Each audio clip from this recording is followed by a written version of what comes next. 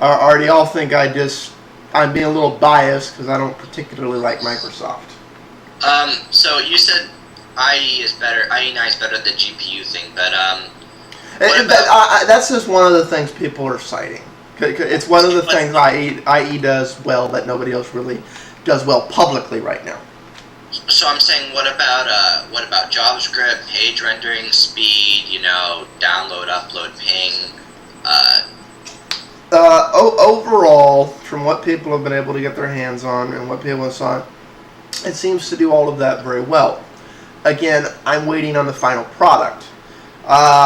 For those of you who didn't do the Windows 7 beta, when Windows 7 RC came out, initially in February, it was ridiculously fast. It had one or two minor glitches, which were fixed by April. And it was ridiculously fast. It didn't need a lot of RAM, it booted quick. It was actually very good. And then around September, all of a sudden, all these updates started to push out, and it began to become slower and slower and slower and slower. And by the time you got to release date, it was like, what happened to this ridiculously fast OS from April? As they added all the other stuff. It wasn't as bad as Vista, and I mean, Windows 7 is still a monumental improvement, but it's one of those things. I'm wondering how much of this is they haven't finished putting all the window dressing on, and therefore some stuff is artificially faster. It's one of those things we won't honestly know till it's out of beta.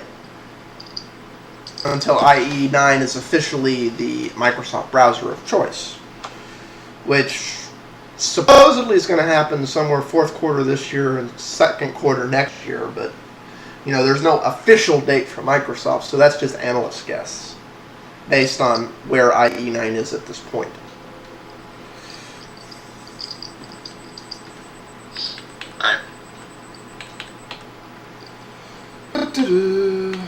Okay, where were we?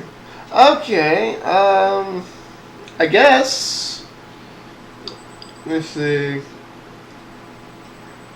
Before we get into a big a big leap forward for our civil liberties, undoing the evils of the year 2000.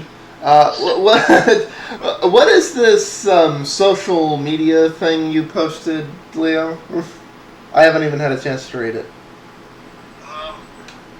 You mean that big spiel thing that I took off of some Apple social media site? Yeah. It was just a link that I found, read through it, and it was just some iPhone fans trying to claim that Android is not open and that therefore that should not be considered when you are considering getting either an Android phone or an iPhone. I guess there's an argument for that. I don't know. What exactly is it that drives you to Android in that case? The fact that, unlike an iPhone, it works cross-platform. The fact that I'm not tethered to an application on a computer. I'm tethered to this thing called the internet. The fact that pound per pound, bang for the buck wise, as long as your phone's not loaded with bloatware, there's a lot of things I can do in the UI that I still to this day cannot do in an iPhone. Like until recently, until we started getting into all of this, and until a lot of friends I have who are on what is now the iOS platform started switching, just like I did not realize that Android had all these features in terms of UI and functionality and other things that it can do that iPhones just cannot do. I didn't realize that. I assumed they were pretty comparable in that set. That it was like you're saying, the choice between whether or not you want to be Apple shackled or supporting an open environment. I assumed the iPhone was pretty comparable. I assumed it could do everything Android did. Really? I I did. I made that assumption. I made an ass out of me. It's like I did not realize that because I hadn't actually sat down. Aside from screening with an iPhone like twice in a cell phone store and picking it up and going, no, this just doesn't feel right in my hand. It's like that was the primary reason I decided against it. That and it needed iTunes, and iTunes wouldn't work with Linux. So I wouldn't get full functionality out of the device without switching my entire computer platform infrastructure, which was not a choice I was willing to do for Apple. That was the primary reasons I decided on Sun. But I thought they were comparable in what they did.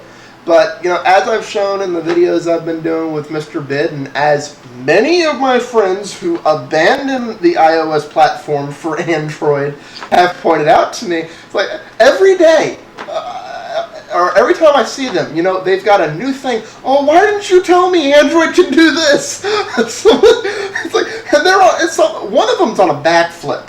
To put it in perspective of how we all know how crappy an Android device a backflip is. Well, let's say lower level of Android device. It's for the kind of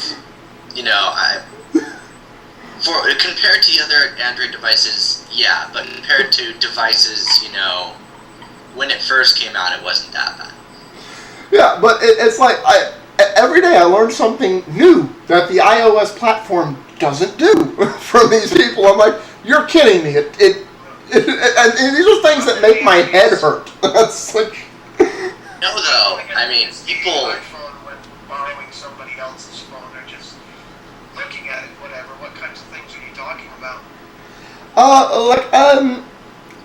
They were the fact that they could actually have desktop widgets, the fact that they could actually have a desktop, the fact that they the task organizer, like quick launch thing for all the parallel background processes running, the notifications panel.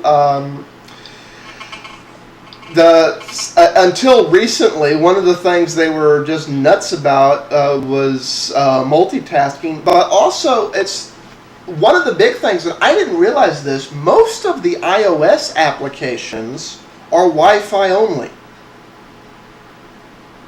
Well... and that's not... although that's going to get AT&T users in trouble now.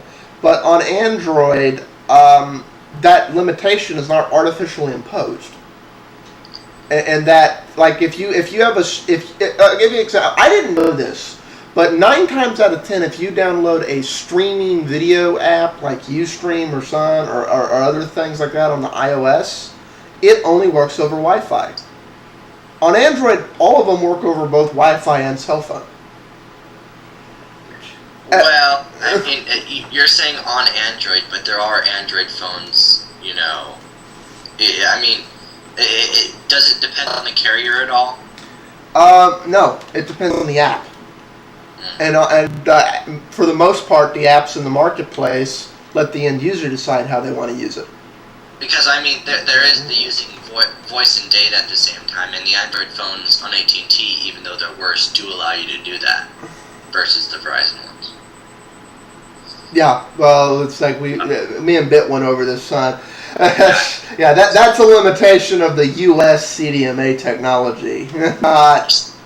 I think you were talking about how it's not that it's just limited that the carriers aren't allowing it. They're using what it is that they're not switching to the newer CDMA standard that allows it. Mm-hmm. So here's my question, and I don't know if you answered this, but I've had this question just for me personally, in fact, because I'm thinking about switching to Verizon, but I do want to use voice and data at the same time. When they switch to 4G long-term evolution, will that allow voice and data at the same time? I mean, okay. Are they going to have it? Yeah, it's at the end of the day, that decision is going to be up to the carriers. However, there's another solution to this, in that there are several applications in the Android marketplace which allow you to use your cell phone minutes over VoIP protocol.